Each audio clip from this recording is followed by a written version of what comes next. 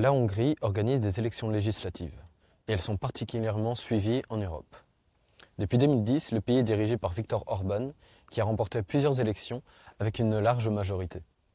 Son gouvernement a profondément transformé le fonctionnement des institutions.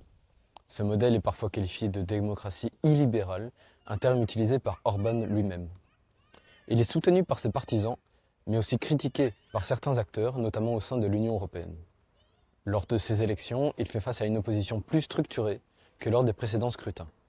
Parmi les figures émergentes, Péter Magyar, un ancien proche du pouvoir devenu opposant. Sa candidature attire l'attention, car elle pourrait modifier l'équilibre politique. Plusieurs enjeux sont au cœur de cette élection. D'abord, le fonctionnement des institutions. Certains observateurs évoquent une concentration du pouvoir, tandis que d'autres estiment que le système reflète les choix démocratiques des électeurs. Ensuite, la situation économique.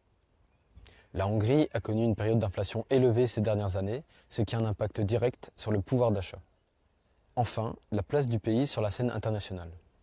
Les relations entre la Hongrie et l'Union européenne ont parfois été tendues, notamment sur des questions liées à l'état de droit.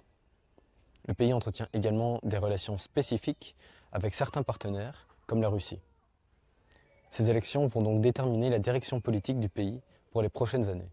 Continuité ou évolution du paysage politique. Et comme souvent en politique, les résultats auront des répercussions au-delà des frontières nationales.